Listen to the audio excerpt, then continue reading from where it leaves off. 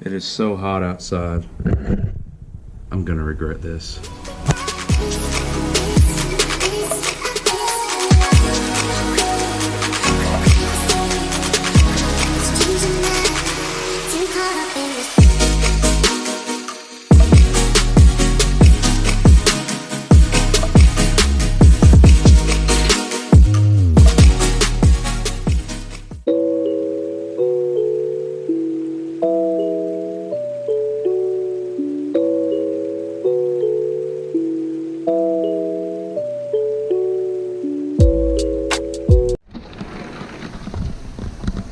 Woo!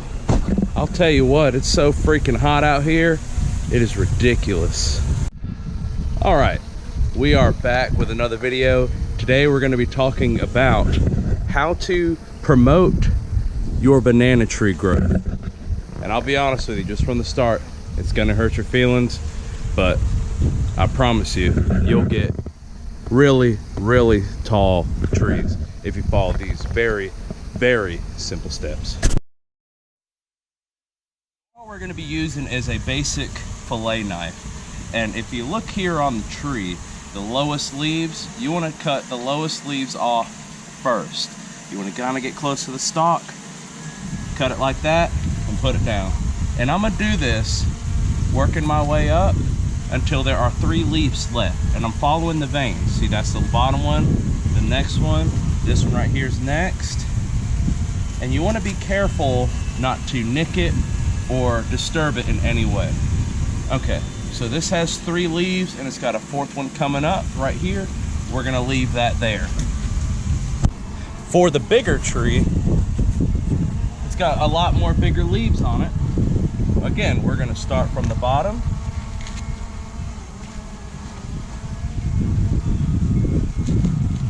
And I know it's so beautiful, but the results cutting these like this and promoting your growth, it is so worth it. So right here we got 1, 2, 3, 4 leaves.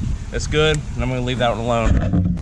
For this next one, it's got 1, 2, 3, 4, 5, 6, 7, 8 leaves, and it's pushing all the energy into all of these leaves, and it's taking less energy to push out new leaves because it already has so many. So just come in here close to the stalk,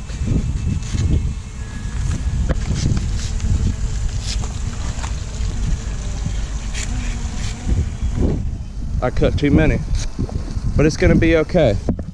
It's gonna be okay. I'm a little sad that I wasn't paying attention, but it's all gonna work out in the end.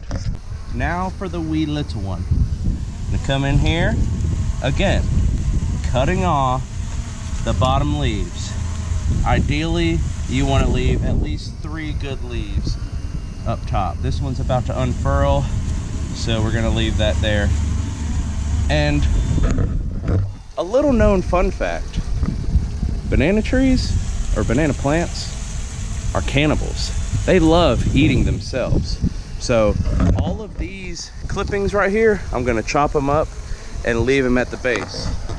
I know, they're cannibals. It's crazy. We got another beautiful tree here. These leaves have been kind of damaged because it smacks into the fence here. So I'm just gonna take it off, put it at the base. 1, 2, 3, 4. I think I'm gonna leave that there. Now what I'm doing is I'm just inspecting for bugs and pests while I'm in here working on them. Just taking my time because I don't want to make another mistake like I did on that first one. It still broke my heart a little bit to cut so many leaves off such a beautiful tree. You know what I mean? And be mindful when you're doing this, because you do not want to hit into the actual stalk itself. So I always go up and I go in a straight line just to make sure I don't hit it. Not saying it'll kill it, but I don't need unnecessary stress on such a beautiful plant. 1, 2, 3, it's got a 4th one coming out. I think we're good on that one. Now, as far as the rest of these go, I don't think that we need to do any more pruning because, I mean, the most would be this one. It's just got a jumble of leaves everywhere, and that's partially because the wind's blowing like crazy. I might cut that off. This was the leaf that came with the plant. I had cut all the dead off and just left the green. This one should be good. This one, if she can get her leaf delay right, should be good. She's got another one coming up. Look at that. You go, girl. And then these right here. These are just coming from transplant shock, so I don't want to give them any more stress. Granted, I guess pruning them doesn't really cause that much stress, but it's just something to keep in the back of your mind, I guess. But I am trying to make these as big and beautiful as I can. And I think we're doing a good job so far. Granted, all the stress that they've been through from being transplanted and riding in the back of my truck and everything. So now I'm gonna go through the chop and drop process. It's very simple and very straightforward. All I'm gonna do here is I'm gonna move all these leaves out of the way. And I'm gonna just take my knife and hit the spine of the leaf. All the way down.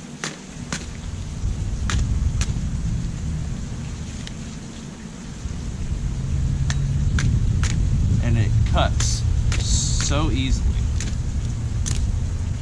And if you don't cut it, I guess it's not a deal breaker, but it just takes a while to break down. Whereas if you cut it down into little pieces, the decomposing happens a lot quicker. Move all these out of the way. Then I'm just gonna come through and cut them and let them fall. I've seen a lot of videos where people just take their leaves and they'll just feed them to their dogs or throw them away or, you know, do whatever. But this is very good protection for the base of your tree to protect the corm in the wintertime. So granted, it's not wintertime right now, but to keep in mind when you're pruning these for the wintertime, you have somewhere to put the chopped up leaves, and that's right at the base of your plants. And it feeds them. And it's not like an overfeeding, if that makes sense. Don't have too many down this way. Just finishing up, cutting up these little bit of leaves here.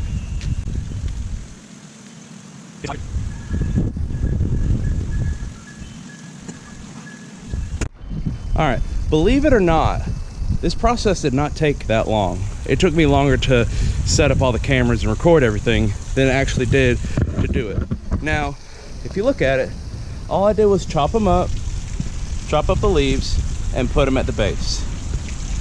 Very simple process. And it's easy. What is that saying that Geico used to say, it's so easy a caveman could do it? I mean, I ain't far off, but if I can do it, any of you guys can do it. So we'll see what happens here in the next few months with these banana plants, and we'll catch you in the next one. See ya.